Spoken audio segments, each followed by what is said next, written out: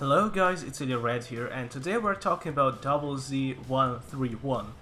It's not the first time that you see this tank on my channel, and finally I got 3 gun marks on it, and I want to discuss it in greater detail. First of all, this tank has inherited all the great things from 5916, which means low profile, which means really great mobility. Our max speed is only 60, but we have best terrain resistance of all light tanks, which is a feature of Chinese light tanks. So you gather these 60 kilometers an hour instantly, and you don't really feel that you are kinda limited in your max speed. Also, this tank has 2 guns to choose from. Well, people say there is a choice. Actually, there is no choice, I would say. You can play with 85mm gun, which I'm playing right now, or you can go for 100mm gun. Why not to take 100mm gun is that you sacrifice a lot of DPM for only 50 extra alpha damage, you sacrifice your accuracy, and you sacrifice your aiming time. On this gun, on 85mm, the aiming time is 2.3, whereas on 100mm gun is 2.6, which is a lot, which is too much for a light tank, which means you'll need to stand, you'll need to aim, you'll need to, well, shoot after standing for such a long time, and you cannot afford to do that on a light tank, because every second counts. Also, for a light tank, DPM is of much greater priority than alpha damage, because then you can kinda defend yourself, then you can kinda keep your enemy tracked. You get a lot of bonuses with playing DPM in gun, so that is something that is also inherited from 5916.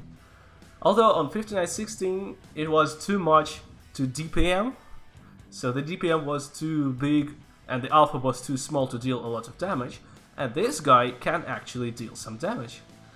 Also because it has very good penetration on cold rounds, it's 230, which is well enough for size of any tank really, and well, you can sometimes even penetrate the front of tier 10 heavy tanks, but of course it's not something you should really do that often. So this gun is very comfortable, and with a reload of 4.5 seconds, you can really keep enemy tracked for as long as you want to, which is really cool.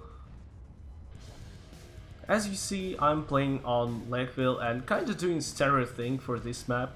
I don't have super mega crew here, I don't have fully trained view range, I don't have fully trained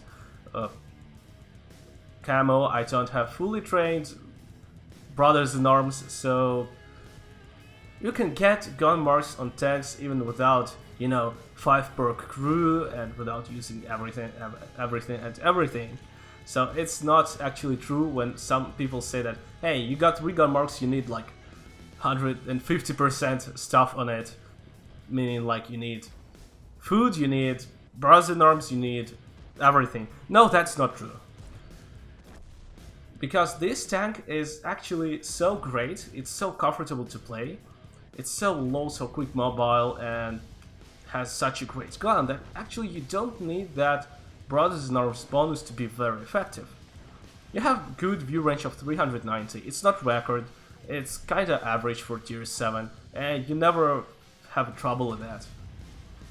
So we're kinda getting to the final stage of the battle. I'm not going to do much more here, obviously, because like the best thing you can do here is to track someone, and this is not going to happen in this battle. Still, for this map, it's, well, I wanted to say quite a good result. It's a great result for this battle, for this map, sorry. So, if you are choosing which light tank line to grind, I definitely recommend you the Chinese line. I always recommend 2 lines, the American line and Chinese line, and I always say like try the American first, but I'm actually starting to change my mind about it. So if you want something new, if you want some really top quality light tanks, if you want light tanks to follow one another in how you play them, not to have 2 different vehicles like say on German line, if you want just to see that each next tier light tank is just simply an advancement of the previous light tank, just the next stage of it, like Pikachu and Raichu. then you definitely should go for Chinese light tanks. Yes, you don't have gun depression, well, that's kind of the only drawback actually I have to say. And you're not going to shoot a lot. These tanks are cool for active scouting, they are so tiny and enemies also miss you so often, unlike American tanks. So definitely check out the Chinese light tank line, including WZ-131, you'll clearly enjoy it. If you like this video, then like it and to help me promote it. See you on my streams and in the next videos. Thank you and goodbye.